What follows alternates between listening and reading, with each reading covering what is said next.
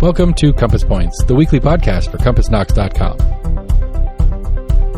CompassKnox.com is your best source for news and politics in Knoxville and Knox County.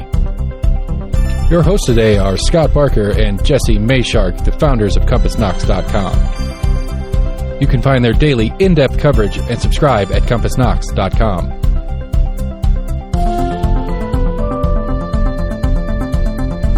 The Compass Point podcast is brought to you in conjunction with Almost an Agreement. Almost an Agreement is a layman's attempt to get a handle on the workings in government and politics that we deal with every day. Check them out at almostanagreement.com or subscribe for free on your favorite podcast provider. If you'd like to learn more about the topics discussed on today's podcast, go to CompassKnox.com and subscribe for in-depth coverage and much more.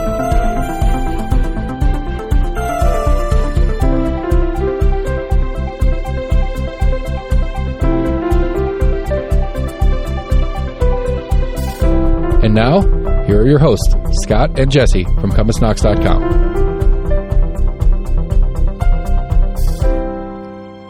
Hello and welcome again to Compass Points, the weekly podcast where we talk about Knoxville government, politics, education, business, really whatever gets our attention. My name is Jesse Mayshark. I am co-founder and co-publisher of Compass, which you can find at CompassKnox.com.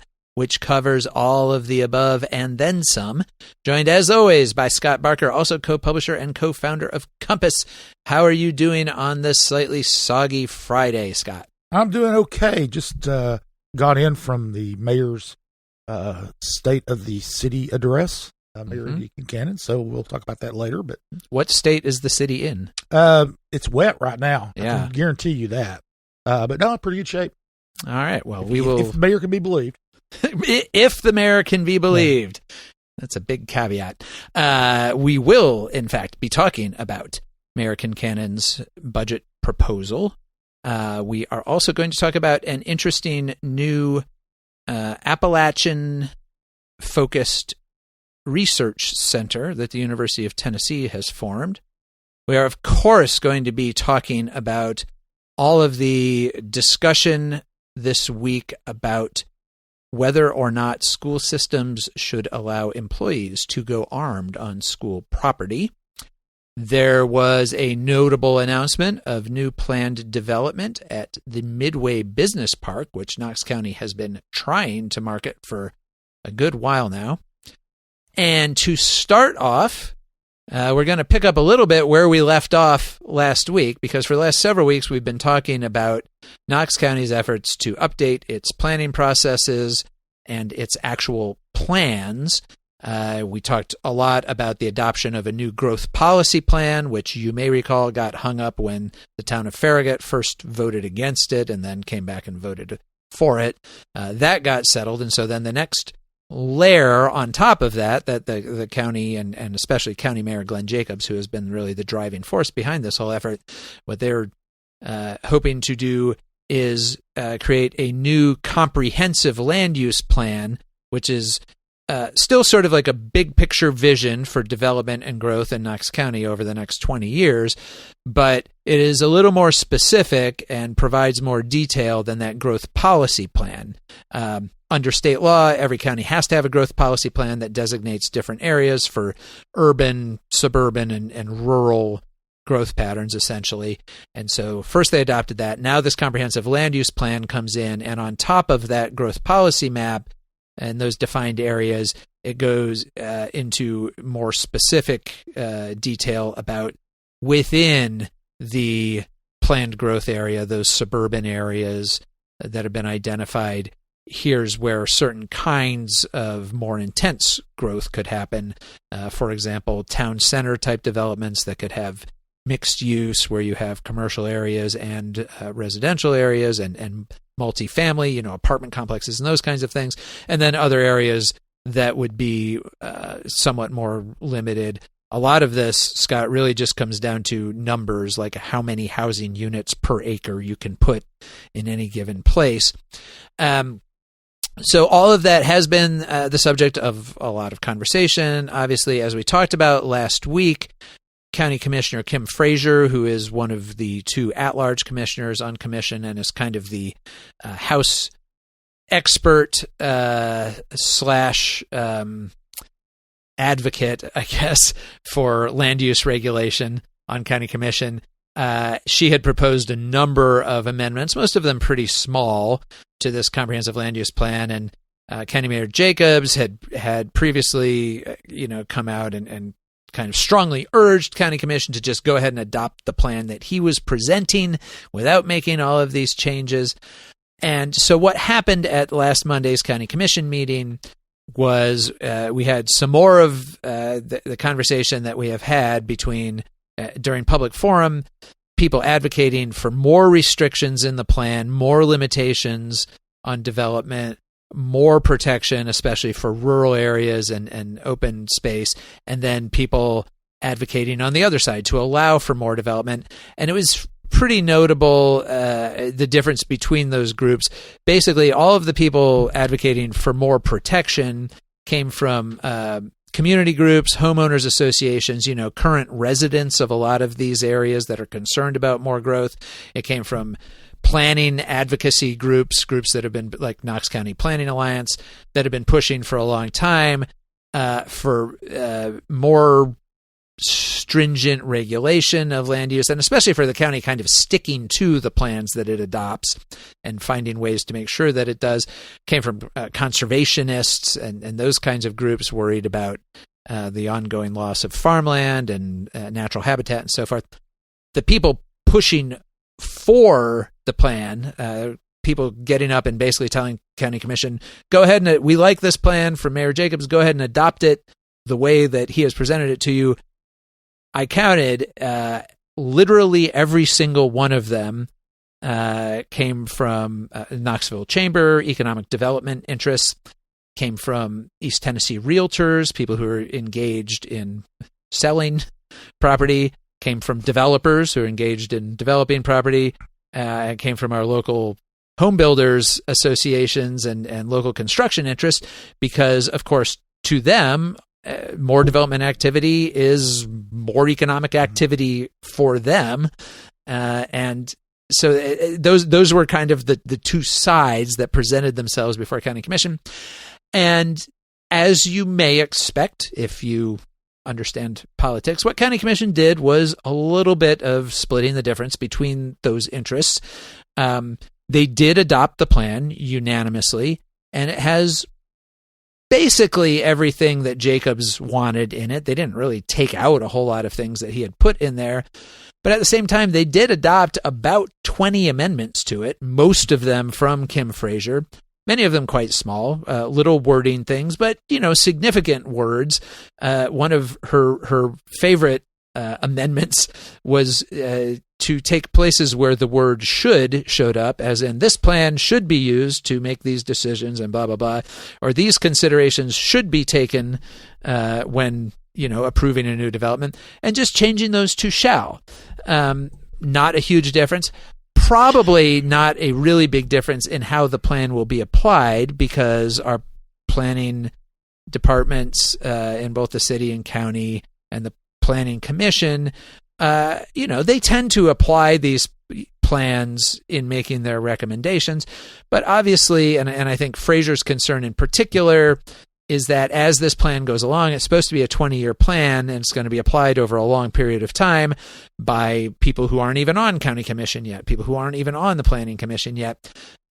She wanted to have those guidelines just be a little bit clearer and say, no, you really do have to do this. Another thing that she put in there was an explicit reference that they will have to consider the hillside and ridgetop plan, and also that the County Commission is going to look toward possibly codifying some of the things that are in that plan, which the county has never done before. So, I talked to both Jacobs and Frazier after the vote, and it was interesting because, before the vote, like I said, you had this fairly divided public forum of people who were there in attendance arguing for, really somewhat different visions of the county. But by the time they got done with the whole thing, when they had adopted, especially some of these amendments that people were really pushing for, there was generally a good vibe in the main assembly room. There was sort of scattered applause from all different corners of the people who actually sat through the whole conversation and the vote. And really, both Jacobs and Frazier were pretty positive about it afterward, even though, you certainly could have framed it going into it that here's these opposing sides. Jacobs did not get the clean adoption that he was looking for. There were, in fact, a whole bunch of amendments made, but nothing that fundamentally altered the plan, whereas Frazier felt like she had put in enough safeguards that obviously she felt perfectly happy voting for the plan then. Like I said, it was unanimous. So, Scott, a somewhat more conciliatory conclusion to what had been a somewhat divisive period of public discussion of all of this. Wow, it almost sounds like the democratic process worked the way it's supposed to. Yeah. I think people have forgotten that, and for a lot, not for all of our history, obviously, but for a good chunk of it, that's the way things happen. You advocated for something, you passionately advocated for something, the other side did too. You wrangle back and forth, one side gives a little, the other side gives a little, you come up with something, and then after it's over with, you shake hands and go get a beer together or whatever, Yeah. And, that's not the way it happens a lot these days. And I actually thought that was kind of refreshing that they have gone through all this, and it's been contentious in many ways. But then, it's over, and everybody now is going to be, moving forward to, we got to tackle the zoning. So that's right. And so that's the thing, right? Now everybody will move on to fight about the next layer of this, which is now the county is going to spend 18 months to 2 years doing what they're calling a unified development ordinance, which is essentially going to be a comprehensive updating of county zoning on a property by property basis. So this is where this gets really specific. Yes. Applying these visions laid out in the comprehensive plan and in the growth plan to specific properties across the county, and really getting down to regulating what can happen here. Right. What are your legal rights as a property owner in this particular place versus this other particular place 2 miles down the road? I think we can anticipate seeing a lot of the same back and forth at a much more granular, maybe exhausting level as we go through all of that. So certainly, as it's not as if everybody is going to just be happy with everything from now on. That is never the case with land use decisions.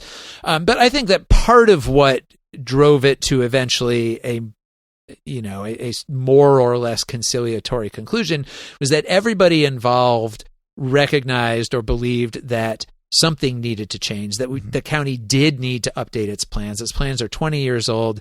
Nobody really is happy with the existing state of affairs, which is still governed by, visions for the county that have really kind of been superseded by 20 years of growth and development that have happened since then. It is also true that this is much more a plan for development and growth than it is a plan for stopping development and growth. The actual regulatory protections, anything in there that's going to really stop development in any particular part of the county, those are pretty weak. But that is also partly just a recognition of the reality that under state law, there's only so much that the county can do to regulate property rights. Property owners have some built-in rights to the use of their property in various ways. And also to just recognize that a lot of what happens with growth and development is outside of any government's control, because it still really comes down to, do more people want to keep coming here? If we didn't have new people arriving in Knox County at a fairly steady and significant level, a lot of these things wouldn't be issues, because, builders would not be seeking to build things because there would not be a market for those things to be built. Nobody, we saw this after the 2008 crash. People stopped building homes almost entirely for about 6 or 7 years. And that's part of what we're trying to catch back up to now, is now a mismatch between the available supply and what people have been building. But if people, and a lot of people said this during this process, is like, we can't pass a law saying nobody can move to Knoxville or Knox County. Nor do a lot of people really want to pass those laws, because in general, of course, growth and development bring all sorts of challenges and complications. But in general, if you look around the country at places that are growing versus places that are shrinking and losing population, the places that are growing have healthier economies, have stronger tax bases, are able to provide more levels of government service of all kinds. And so there isn't really a mechanism to stop growth, nor is there, there are probably some people out there who would be perfectly happy to build a wall around the county and say, we're good with what we've got. We don't need any more people. But there's not that many of them, and they can't do it even if they want to. Yeah. And one thing that, needs to be considered here is, in the 2 decades this has been in force, and the 2 decades of growth, and sometimes rapid growth, that expansion of the tax base has enabled the county to get by without a property taxing. Yeah. And there are many out there who think that the county should do more, and could use a property tax increase. But the very fact that all this growth has enabled the county to basically keep service levels the same without raising property tax. Although one interesting thing to note that Fraser did add to the plan is there will be an annual report put together now every year by Knox County Planning, which is going to look at the fiscal impact of growth and development. Because one thing that got talked about a lot in this whole process is that different kinds of growth patterns impose different kinds of costs on local governments and communities, and that the kind of growth that we have been seeing, which is basically what we call sprawl, sort of low-level development, take it, 2 to 3 unit per acre subdivisions, kind of spreading out to all corners of the county. That kind of growth is quite expensive to provide services to relative to the amount of tax revenue it provides. If you put 40 units, which would basically be an apartment complex, on an acre or two, that generates a whole lot more property taxes than if you put 6 units on a couple of acres. And that is part of the goal of this plan, is to encourage and allow more density of development, more places, to further boost that tax base. But so this annual report, which I think is going to be really interesting to see, and planning says they already kind of assemble all this information, but they're going to now be putting it into this annual report, showing here's the growth and development we've had, and then here is the costs associated with that on the public side, and kind of see how well those measure up and how sustainable that is to kind of keep doing that without, for example, a tax increase. So there will be a lot more to watch and to come from all of that. But obviously getting this plan passed was a major milestone for Jacobs. Yes, there were some amendments made to it, but overall really a pretty strong political win for him, and a substantive one that will really have direct impacts on what happens in Knox County going forward. Also at that same county commission meeting, Scott, there was discussion and announcement of a very specific new development, which is something the county has been trying to do and wanting to do for a couple of decades now, out at Midway Business Park. What's going on there? Well, Midway Business Park is being sold, essentially. The company called the Greenheck Group, out of they're based in Schofield, Wisconsin, which I looked up. It's in the middle of Wisconsin, kind of in the middle of nowhere in Wisconsin. I'm sure they would appreciate me saying that, but it's not real. It's not close to Milwaukee or Madison, or not a major metro. No, it's not a major metro, but it does have this significant company. This company, they make ventilation equipment like for restaurants, and they do HVAC equipment. They do all kinds of any kind of equipment that moves air around. They do, and they're pretty major manufacturer of that. in that field. They are going to buy Midway Business Park and build a corporate campus there. It's not going to be their corporate headquarters. That's staying in Wisconsin. This will be the fourth of these kind of campuses that they have. And what they do is they build, they have offices, they have manufacturing, they have distribution, they do all that stuff in one campus. And so it is going to be, just the first phase is going to be a $300 million investment. And it's supposed to create around 440 new jobs, and these jobs will pay an average of about $75,000. So pretty decent jobs. Be interesting to see what the median is, because of course you can get to an average pay of $75,000 by paying a couple of people a lot. But it sounds like these are going to be mostly pretty skilled jobs. Yeah, and the estimate for in phase one is really a 5-year thing. That's by 2029. They're supposed to have that many jobs, and those are direct jobs. Also, 500 or so indirect jobs.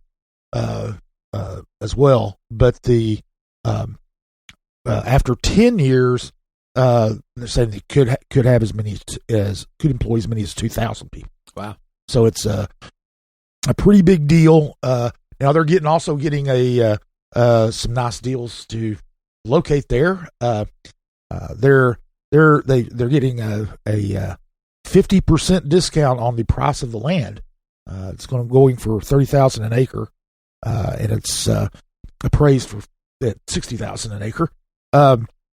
They are also getting some state subsidies, and they're and this is what commission voted on specifically last week was a payment in lieu of tax agreement, where they're basically going to have their property taxes frozen for about 10 years.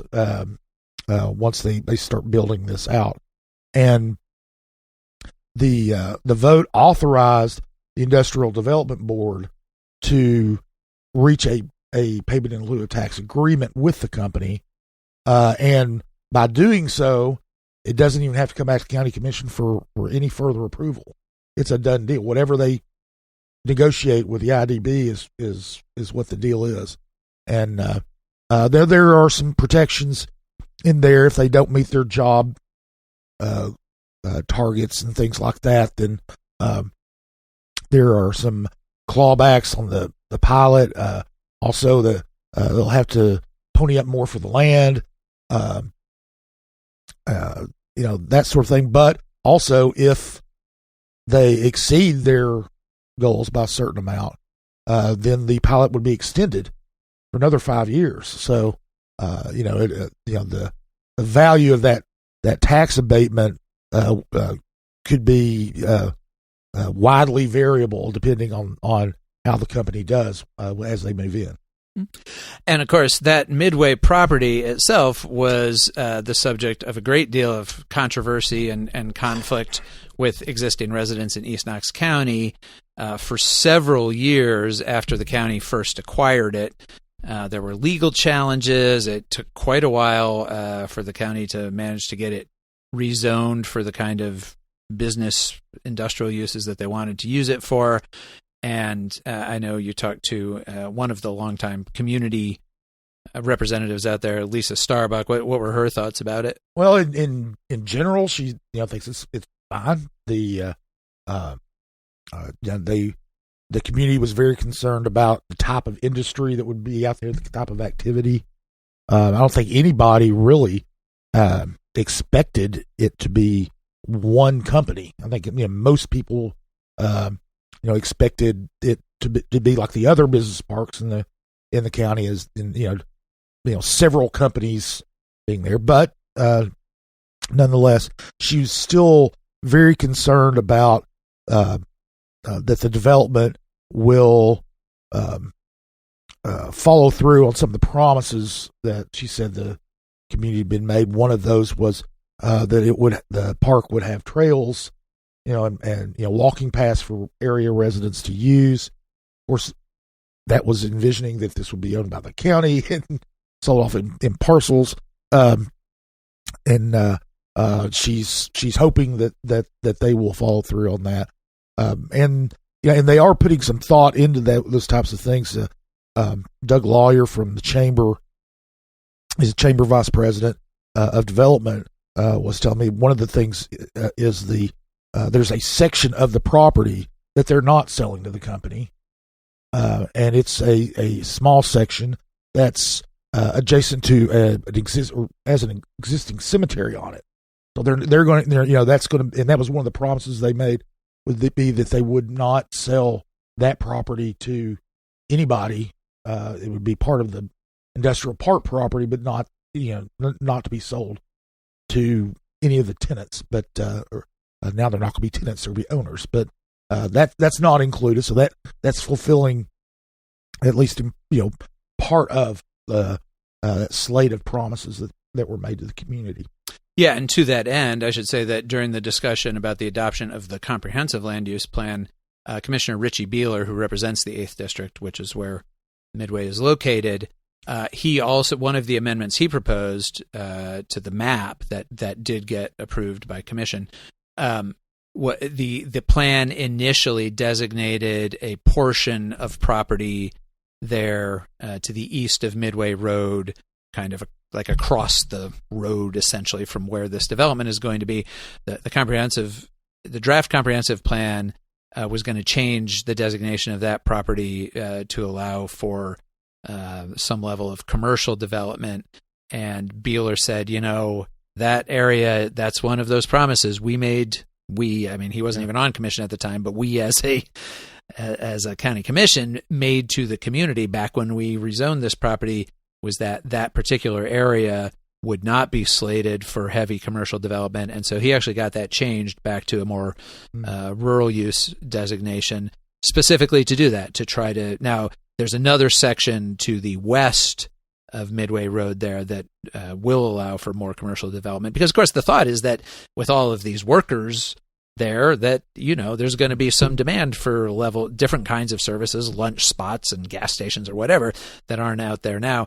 But they did go ahead and designate that other area as, no, we're going to keep this more rural and residential, and that is part of their promise. It's interesting. One of the slight little negotiating things there was that the city of Knoxville, back when they could do finger annexations, annexed that property all the way along I-40 out to that exit 402, which is quite a ways away from the city proper. And the area right around that interstate exit is actually in the city. And so there's anticipation that there will be commercial development there. There's a little bit of commercial development already, but that there will be more there. And of course, by virtue of being in the city, all of the sales taxes from anything that happens there goes to the city, not to the county. Most of it in either case goes to the school system, but what's left over goes to the local government. And so a couple of commissioners said, well, okay, but we do want to keep that other little area to the west of Midway Road for commercial area within the county, because we want those cash registers to come to us. And so these are the things that go into this kind of decision making. Sales taxes are a zero-sum game.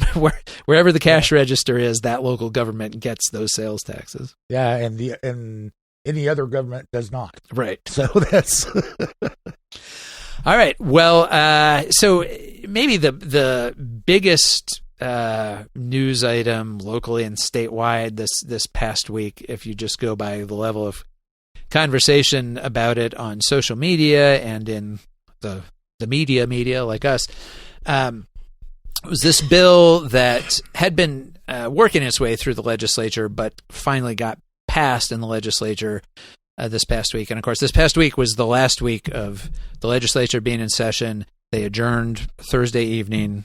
They are done for now. They'll come back next year. like swallows or locusts or whatever your preferred migratory metaphor is. But on their way out the door, as is usual, they passed a whole host of things that had sort of been bubbling up. And one of those was this bill to allow school employees under particular circumstances to carry concealed weapons at school. And what those particular circumstances are is that if you are a school employee, a teacher, custodian, cafeteria worker, whatever,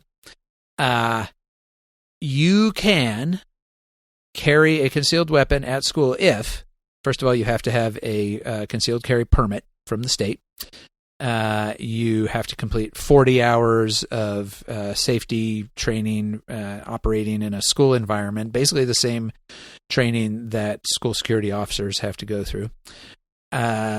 You have to undergo an FBI criminal background check, a psychological examination, and you need written authorization from the director of schools, the superintendent, and the local relevant law enforcement agency. So in Knox County, that would be for schools within city limits. It would be the police chief. For schools outside city limits, it would be the sheriff. If you have all of those things, then you can carry a weapon at school. And even there, it would be somewhat restricted. You could have it in first of all, it would have to be concealed. They don't want students to be able to see their teacher's gun, much less have access to it. So you'd have to figure out how you're going to do that. If you're a teacher walking around the classroom and, where are you going to conceal that gun exactly? And also, you could have it in the classroom. You could have it in hallways. You couldn't have it at school assemblies. So, you start thinking about, well, what if you have to take your class to an assembly? Where does the gun go? Like, things get pretty complicated. And also, you don't get any extra compensation for this. So there's no financial incentive for school employees to do this. And you also don't get liability coverage for that it's explicit in the law that neither the school system nor the local law enforcement agency are liable for your actions or failure to act with a gun. So, there's a lot of hurdles to get over there before anybody is going to do this. And there are some unanswered questions about this in terms of, it says that the superintendent and the local law enforcement agency have to give written authorization before you can do this. It doesn't really spell out whether they are required, if you meet all of these things, do they have to sign off on it? It doesn't say they do.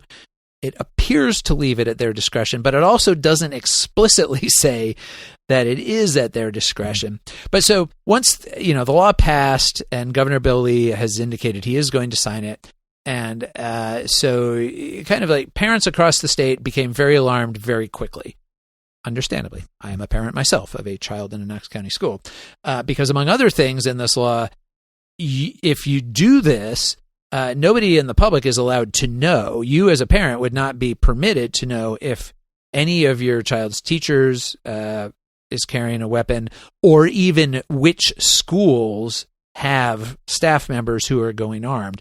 That information would all be confidential. So you just wouldn't know if you're sending your kid off to a classroom where somebody has a gun or not.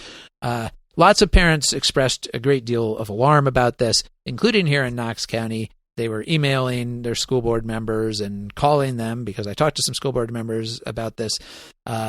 Everybody who I talked to, and school administrators as well, everybody who I talked to said that basically all of the response that they got was from parents, teachers, staff members, other people saying, please don't do this. Please don't do this in Knox County. We don't think we need to do this. If there is a voice out there of people in the public saying, yes, we want this, it has not been heard so far. And there were immediately a bunch of school systems came out, Nashville, Memphis, Hamilton County, where Chattanooga is, and also a lot of school systems around us, Maryville, Oak Ridge, and some of our other surrounding county systems just came out and said, we're not going to do this. We don't see a need for this. We're not going to do it. And so everybody's kind of operating under the assumption that school systems are going to be able to opt out of this. And there's nothing explicitly saying that they can't, even though there's nothing quite explicitly saying that they can in the law. But everybody's acting as if, yes, this is totally an optional thing. This is not extending the individual right to carry arms to school employees. It's extending the option to school systems as to whether they want to do this as sort of an additional security measure for their schools. And so, of course, the question here was, well, what's Knox County going to do? And at first, Superintendent John Ryswick's office came out and said, we're studying the law, we're reviewing it. And, I talked to Ryswick about it, and he said that they actually need a real legal interpretation from the county law department about exactly how this works and who really is the governing authority on whether or not they do this. Like they want to get all of that really nailed down. But Ryswick did go ahead and say that he doesn't think they need to do this. He doesn't see any reason for Knox County to change the way they're handling security right now, which is they already have trained armed school security officers in every single school.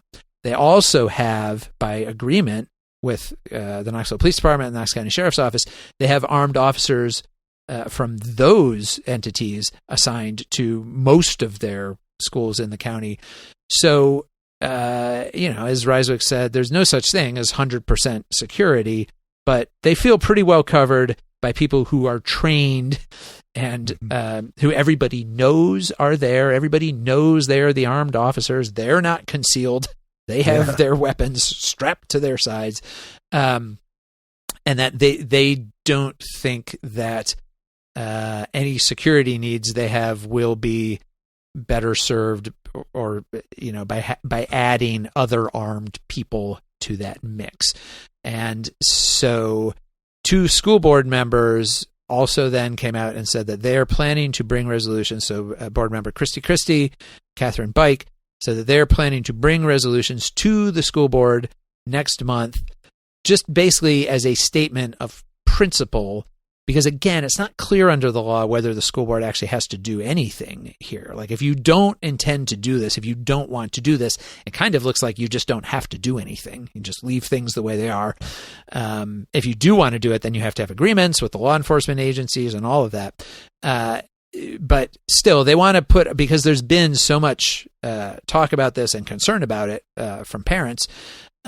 They want to put on the record that the only people who will be armed in Knox County schools are school security officers and law enforcement officers, and that we don't see a need to do any more than that. So those resolutions will come to the board for their consideration at their May 9th meeting.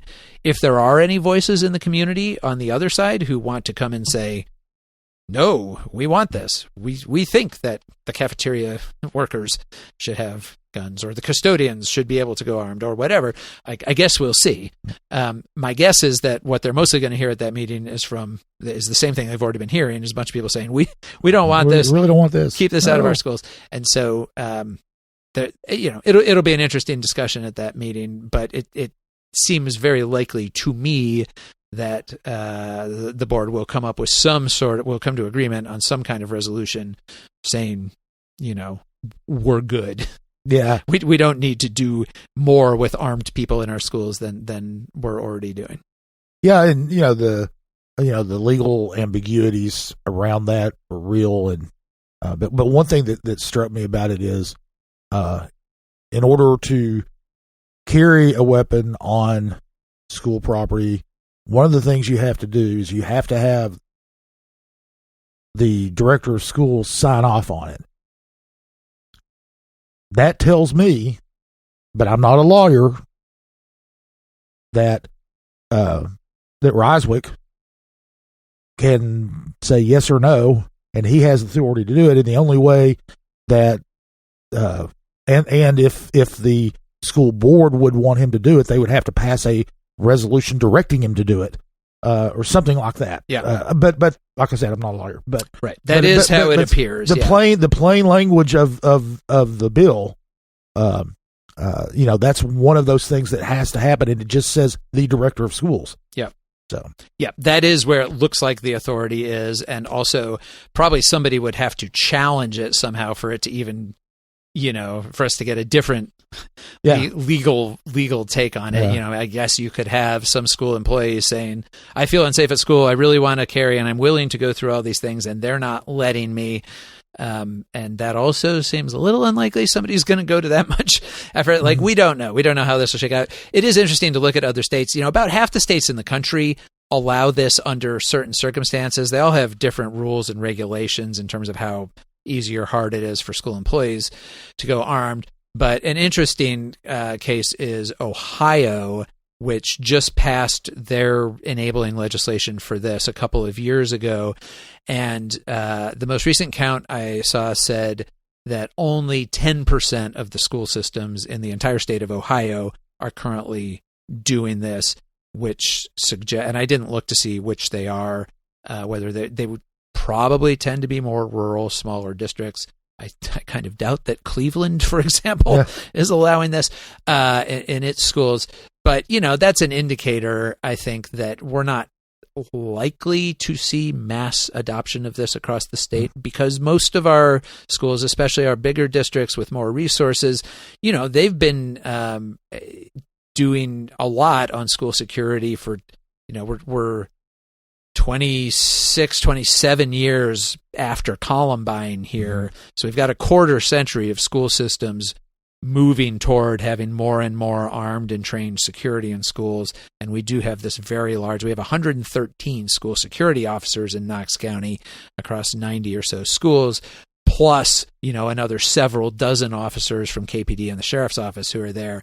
And so I think that to the level that parents want the assurance of having armed, trained security at schools, we already have that. And that a lot of parents see anything that goes beyond that as something that's going to, lead to more complications rather than more security.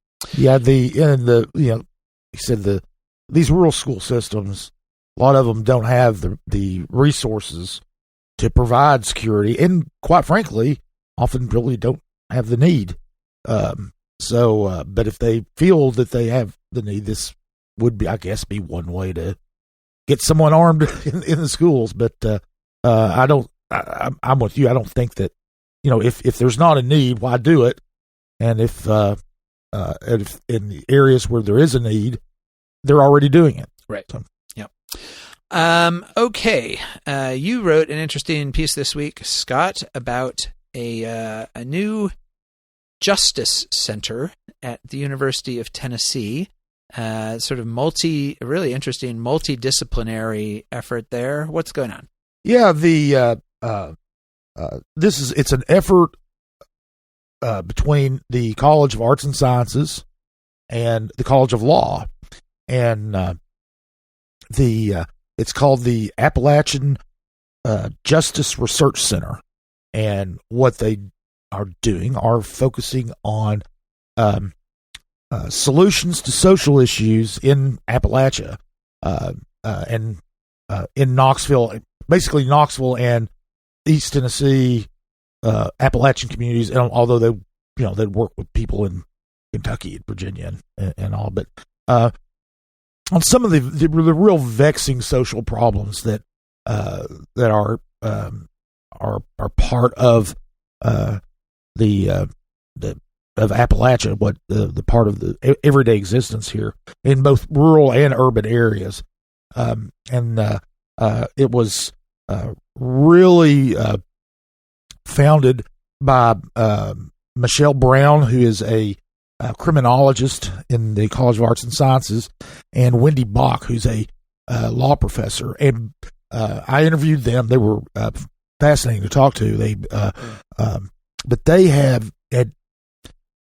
independently kind of run into each other in doing some of this type of work with community groups for several years, and talked about needing to work together and all, and so they kind of came up with this idea of having an interdisciplinary center where community groups could go to them, and they would work with these community groups, conducting research that would help them come up with solutions that could be implemented in their communities. And one of the things that they were, emphasized was a lot of these problems have many aspects to them. Many of them, for instance, can need to have a legal angle to them, but they also have other aspects to them that are more likely to be addressed sociology or political science, other disciplines. And one thing so they decided to do this center. It took them a bit to get the funding to do it through the university, but it turns out it's really difficult to do because the law school's got a different, calendar and different requirements for their classes than the sociology department does, or they worked it out. They launched it this year. They're going to start offering labs next year. These classes where the students can take, and it's a really interesting thing that obviously there universities exist for two things: to teach and to do research. And so these faculty members who are doing this, typically the research is the faculty. These faculty members will do research. They'll publish papers, and then they move on. They'll research another aspect of their field, write papers, publish the papers, move on. And it's really not about the implementation of them, of what they come up with. It's about adding to the pool of knowledge. This center is focused on conducting research that can be applied to these communities. And they're doing it through a method called participatory participatory action research. And what that is they get members of the affected communities to join in the research, to conduct part of the research, to be a part of it. So they're not coming in from off their ivory tower, going into a community, and looking at them and going back and publishing research that no one ever, in the community ever sees again. They're working with these community groups to come up to use their research to actually bring about policy changes, local ordinances, things like that. And it's really interesting. They've kind of and they're letting the people who've come to them kind of guide what they're doing. They've kind of got 4 areas they're working in. There's public safety. They'd worked with the NAACP in the aftermath of the Anthony Thompson Jr. Killing. They're focusing on what they call land justice, which is a lot of it has to do with the for example, what to do with abandoned coal mines and remediated coal mines and things like that. Housing is a big one that's been a big focus, here in Knoxville. And they're in fact, one of the first things they're going to be doing is examining housing policy here. So here in Knoxville, and then the other is on healthcare. But they're looking to work with community groups who want to bring about change and really it's kind of to be the resource there. They're wanting to be able to take the that kind of that passion about, we need to do, something needs to be done about this. This is a problem. Something needs to be done about it. Well, they can quantify the problem through research and do a lot of things these groups can't necessarily do. They don't have the wherewithal to do. Housing, for example. Okay, it's pretty easy to for somebody in their spare time to figure out how the number of apartments in Knox County.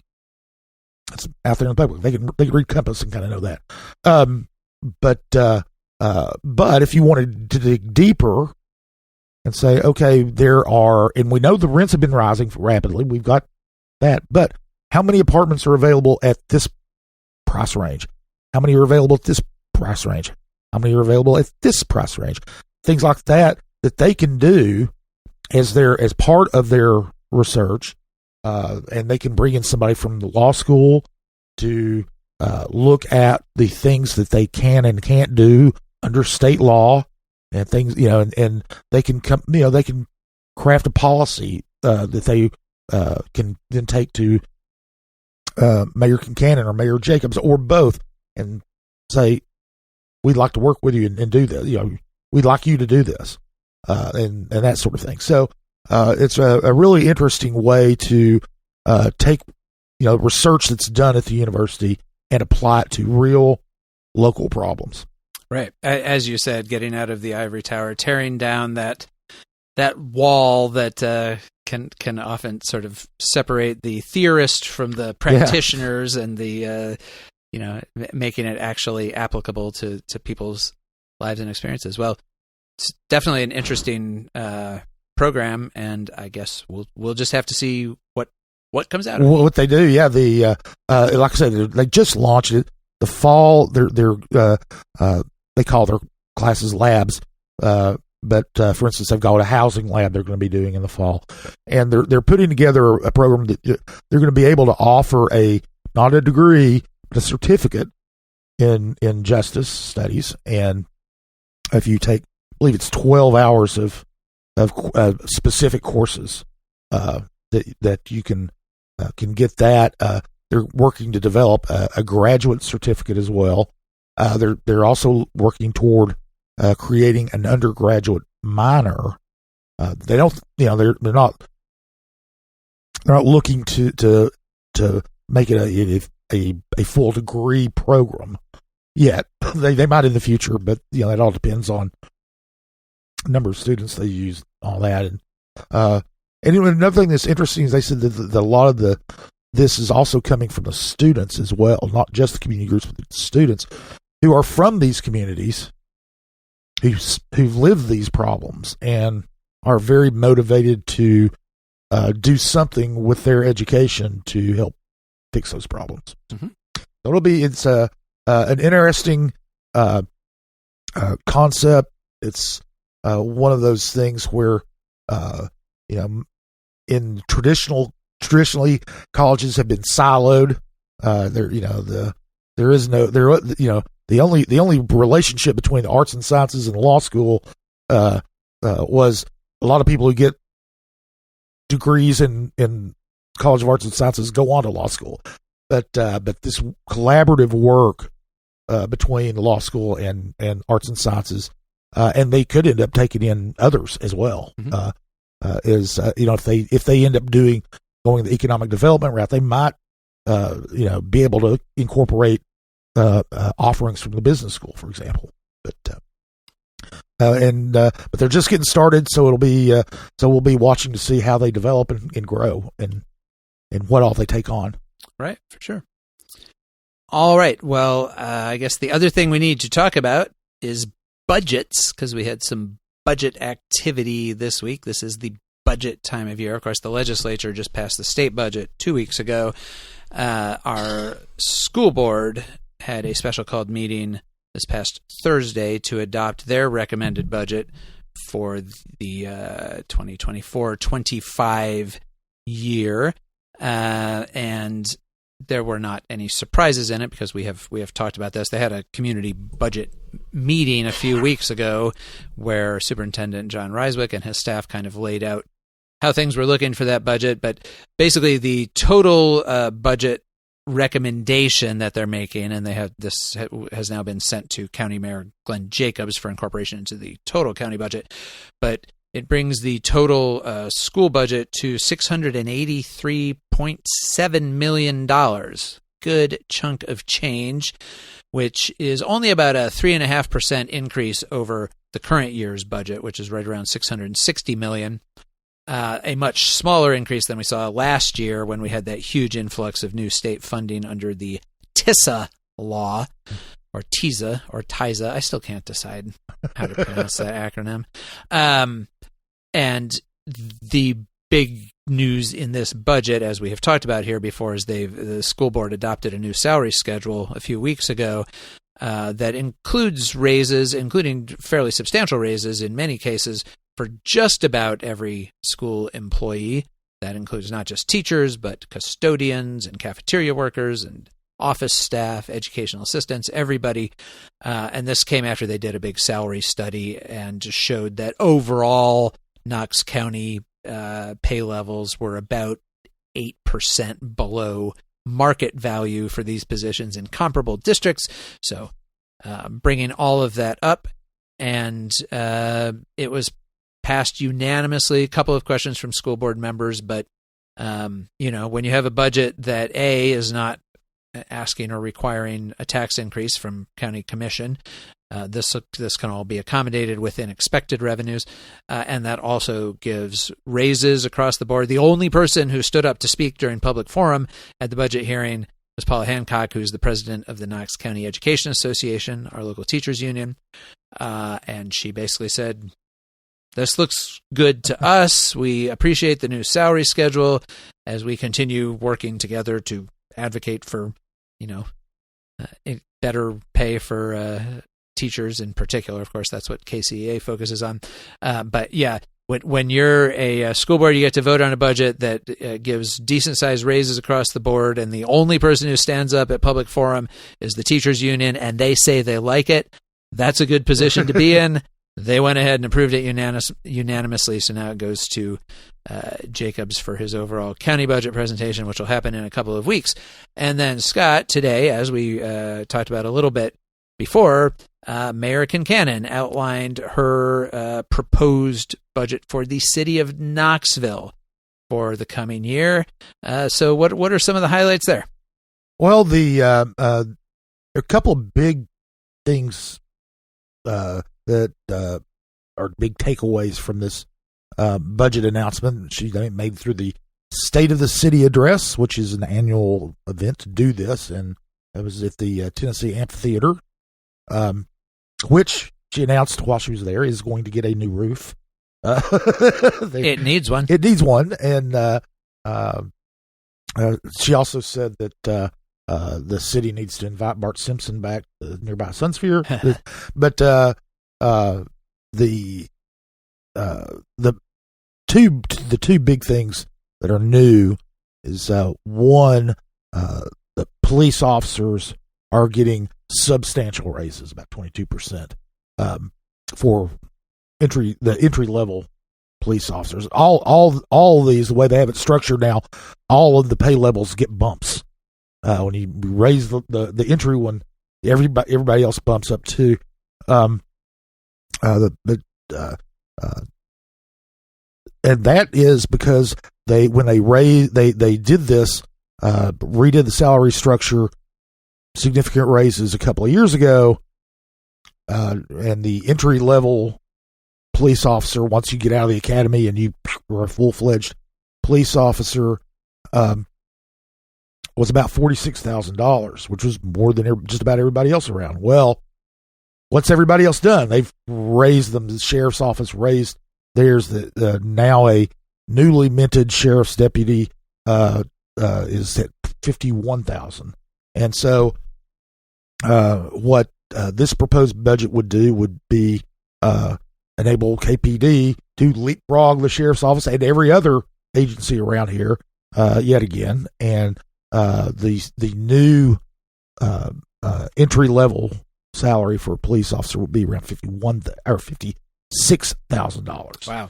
So that got you don't know what the level of support is, but he got a hefty round of applause from the people there and there was a decent crowd at the amphitheater for this. The other big news is on the housing front. They're planning to spend $8 million in local money. There's federal money in addition to this, but $8 million of local money on affordable housing. They've been spending, $7 million, $8 million a year the past couple of years. After they passed an ordinance requiring the city to spend at least $5 million a year. So they're still exceeding that number. But the bigger news is that Kincannon had said that she would go to the philanthropic community to see if she could get some dollars that way to go toward affordable housing, and she did. And they're going to raise. They're using the United Way to do this, so people can donate to the United Way and deduct from their taxes. It's a tax-free donation to them. But then about $2 million in this fund, and now she went to some heavy hitters. First up to get the Haslam family, the Clayton family, the Randy Boyd is another, and I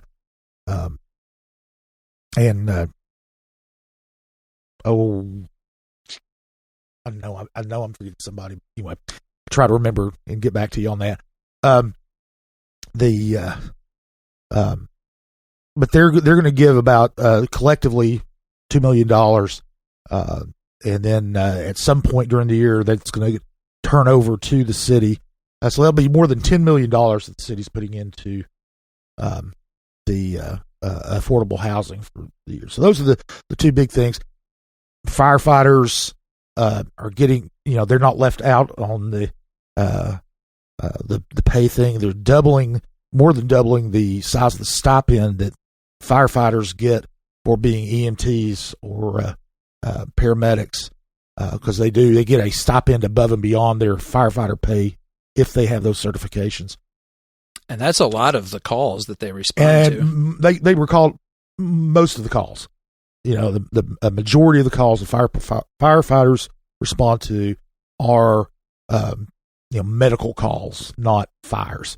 So, but the budget does not require a tax increase. The revenues, especially from property taxes, has been a lot have grown, and that's one of the things that we always talk about: property taxes and sales taxes. Those are the two primary sources of income and all. But one of the things about property taxes is once it doesn't go down. People might change their spending habits, and as far as the sales taxes go, so you get some years are better than others. With property taxes, if you have economic growth, those property taxes are increase and stay at higher levels. So and that's been the case in the city in the last few years, and so that kind of tax-based growth is enabling the city to do that without raising the property tax again. So it stays the same, and it seemed to be fairly well received by the folks who were there, and which obviously the city officials, city council members were there. A lot of city employees were there. A lot of police officers were there. There were but a lot of business folks were there too, and people were just interested in government and that sort of thing. But and representatives from the nonprofits that the city partners with in lots of different efforts and so forth. Well, I guess that brings us to looking ahead to the coming week. And the coming week is when City Council is going to be able to weigh in on said proposed budget on Tuesday. They're going to take a look at the budget on first reading, and basically they have to pass it on first reading. There's not going to be a lot of drama to that one, but they'll get to they will be able to weigh in on it, or look at it over the weekend and be able to talk about it and then vote on it. And of course, they're going to have budget hearings later on before they vote on second reading later on in the spring. All right. Well, we will be back here next week to talk about that and anything else that happens in the interim. But I guess that'll about do it for this week. Thanks, as always, to Lord Seth Barber for his production work here at Barbarian Studios. And our theme music is by Will Wright. and we will be back to talk to you later. Welcome to Compass Points, the weekly podcast for CompassKnox.com. CompassKnox.com is your best source for news and politics in Knoxville and Knox County. Your hosts today are Scott Barker and Jesse Mayshark, the founders of CompassKnox.com. You can find their daily in-depth coverage and subscribe at CompassKnox.com.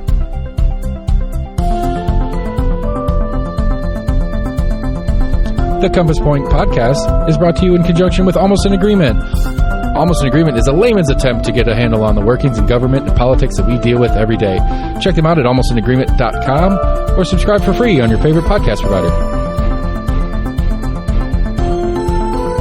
If you'd like to learn more about the topics discussed on today's podcast, go to CompassKnox.com and subscribe for in-depth coverage and much more.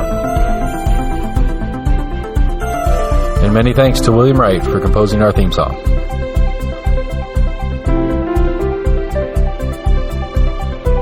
Compass Points is a partnership of Barking Shark Media and Barbarian Productions, and recorded by Lord Seth A. Barber at Barbarian Studios, Knoxville, Tennessee.